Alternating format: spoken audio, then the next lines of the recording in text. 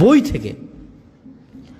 ইকরা বিসমি রাব্বিকাল্লাযী খালাক, এক ইকরা, আরেকবার হচ্ছে ইকরা রাব্বুকাল আকরাম, পড়ো।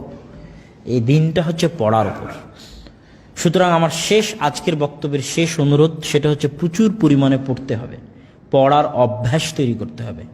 আজকের যুবক সমাজের সবচেয়ে বড় সমস্যা হচ্ছে শুধু দাওয়াতি ক্ষেত্রে নয়, তাদের পার্সোনাল লাইফেও পড়ার অভ্যাস নাই, পড়ার অভ্যাস শেষ হয়ে গেছে।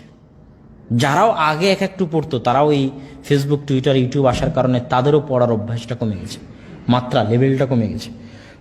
এই জন্য পড়ার অভ্যাস তৈরি করা এই যুগের সবচেয়ে বড় চ্যালেঞ্জ। এর একটা সহজ উপায় কি, 5 জন 10 জন মিলে মসজিদে হোক, কোনো দাওয়া সেন্টারে হোক, কোনো এক জায়গায় হোক, নির্ধারিত একটা বই, মুযাকারা, গ্রুপ স্টাডি, আরবিতে বলে মুযাকারা, কওমি মাদ্রাসাগুলোতে বলে তাকরার। আগের যুগের মুহাদ্দিসরা যখনই তাদের জ্ঞান তারা শানিত করতেন মুযাকারার মাধ্যমে। মুহাদ্দিসগণ বলতেন যে মুযাকারাতুল ইলমি হায়াতুহু। আহমদ বিন হাম্বল, ইয়াহইয়া বিন মাইন, ইয়াহইয়া বিন সাঈদ আল কাত্তান, 3 জন একসাথে বসেছে, তার কাছে যা হাদিস আছে সে শোনাচ্ছে, ও দেখছে যে হ্যাঁ ঠিক আছে ঠিক আছে ঠিক আছে ঠিক আছে, এটা আমার মনে আছে, ঠিক আছে। তখন ও বললো আচ্ছা তুমি তো এতগুলো শোনালা, এইগুলো তুমি শোনাওনি, আমি শোনাচ্ছি। তখন সে যেগুলো শোনায়নি সে যেগুলো শোনালো, তখন হ্যাঁ হ্যাঁ এটা আমি জানি, এটা আমি জানি, ঠিক আছে ঠিক আছে, সমস্যা হলে আবার সংশোধন করে নিচ্ছে। এই যে গ্রুপ স্টাডি, এটা হচ্ছে ইলমের জীবন।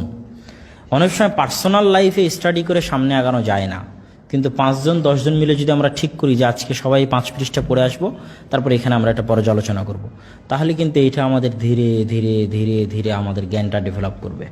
এবং সব বই হতে হবে সালাফে সালেহিনের। আমার লেখা বই পড়ার দরকার নেই। আমার লেখা বই হচ্ছে প্রাথমিক জ্ঞান অর্জনের জন্য কেউ চাইলে পড়তে পারে, কিন্তু আসল লেখা পড়তে হবে সালাফে সালেহিনের, আগের যুগে যারা ছিল।